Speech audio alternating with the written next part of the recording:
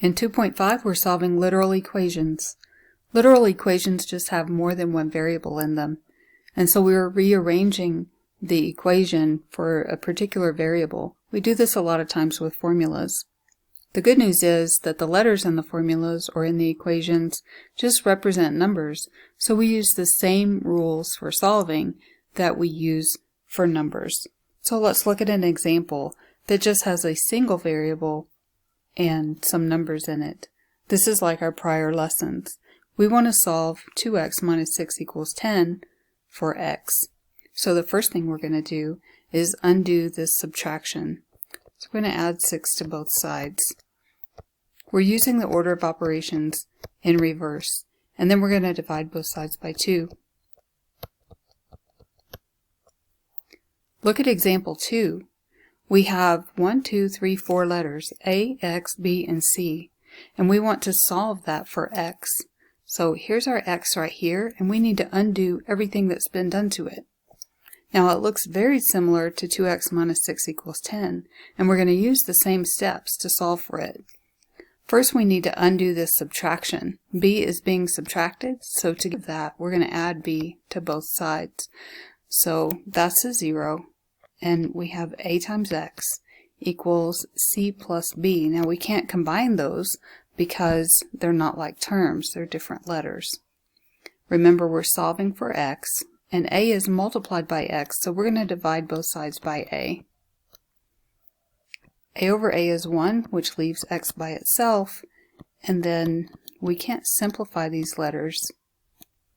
We just leave our answer like that, which looks a little weird at first, but we have solved for x, and that was our goal.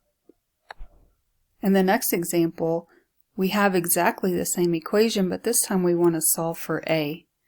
So here's the letter that I'm solving for. I need to undo everything that's being done to it. Well, it's multiplied by x, and then b is subtracted from it. So the first thing I want to do again is get rid of the subtraction by adding b to both sides.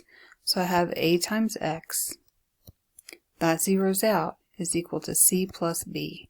Again, I can't add those because they're not the same letter. Now I'm solving for a, and a is multiplied by x, so I'm going to divide both sides by x. That leaves a by itself because x over x is just 1, and a is equal to c plus b over x.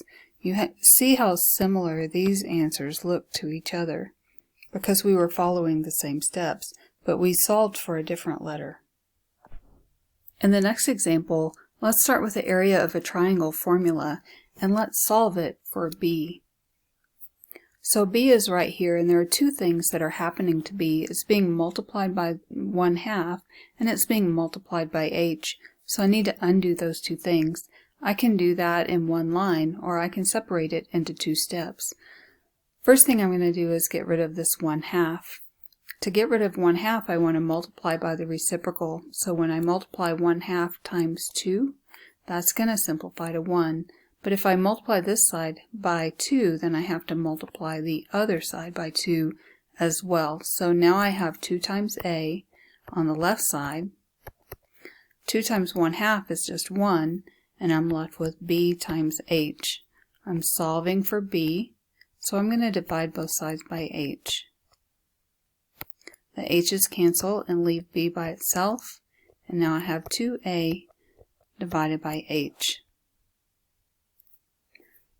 Look at example 5. We're starting with the perimeter of a rectangle, and we want to solve this. Let's solve it for L. So L is inside the group, and I want to solve for it. So first I have to get rid of anything that's happening to the group. So I have 2 options here. 2 is multiplied by the group, so if I divide by 2, then these 2's will cancel. And if I divide by 2 on the right hand side, I have to divide by 2 on the left hand side of the equation as well. So this is one way that you could work the problem.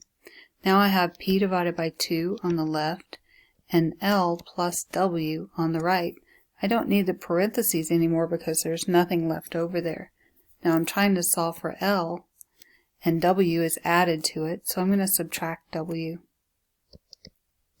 So I have this fraction p over 2 and I want to subtract w. Let's just write it that way. I can't combine those because they're not like terms. A positive w and a minus w on the right hand side zeroes out and leaves L by itself, which was what I wanted to do. Let's look at another way to solve this problem.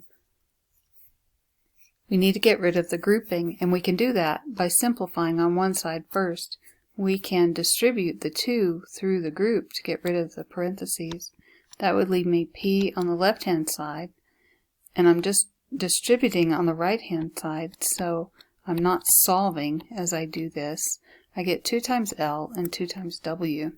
So I'm trying to solve for the L, and L is multiplied by 2, and then it has this term 2W that's added to it. First I have to subtract the 2W. That leaves me p minus 2W on the left. This zeroes out, and I have 2 times L on the right. Since 2 is multiplied by L, I'm going to divide both sides by 2. The 2's cancel, and p minus 2W divided by 2 is equal to L. So my answers look a little bit different, but they're exactly the same thing.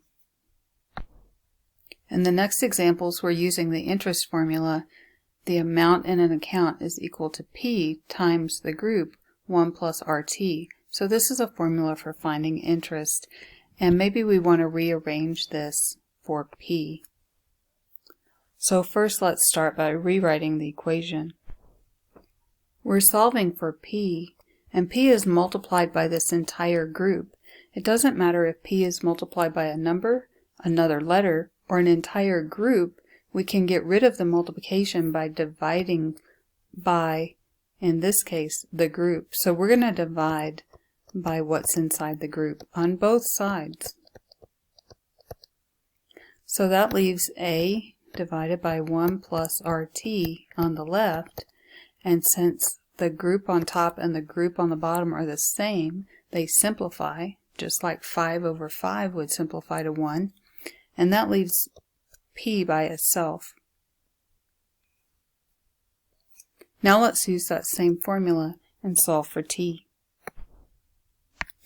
Again, I have a couple of options for how I start to solve for this, but since I'm solving for T and it's inside the group, I want to get rid of this P that's multiplied by the group, so I'm going to divide both sides by P. The P's go out as a factor of 1, and I have A over P on the left side, and on the right side I don't need the grouping symbols anymore because there's nothing outside being multiplied by it. Again, I'm solving for T. T is multiplied by R, and then this 1 is added to it. Remember, that's a plus 1. To get rid of the plus 1, we're going to minus 1 on both sides. The fraction A over P is not like terms with the minus 1, so we have to write those as separate terms. And then that's equal to R times T. I'm solving for T, and T is multiplied by R, so my final step is divide by both sides by R.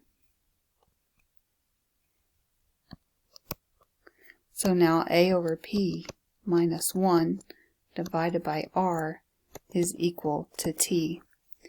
A lot of times we can't simplify very much when we have multiple variables in our equation, so when you get answers that look like this, that's perfectly fine. For the next two problems, use the equation 3x minus 4y equals negative 12. First, solve that equation for y, and then solve that equation for x. Pause the video while you do that, and then come back and check your answer.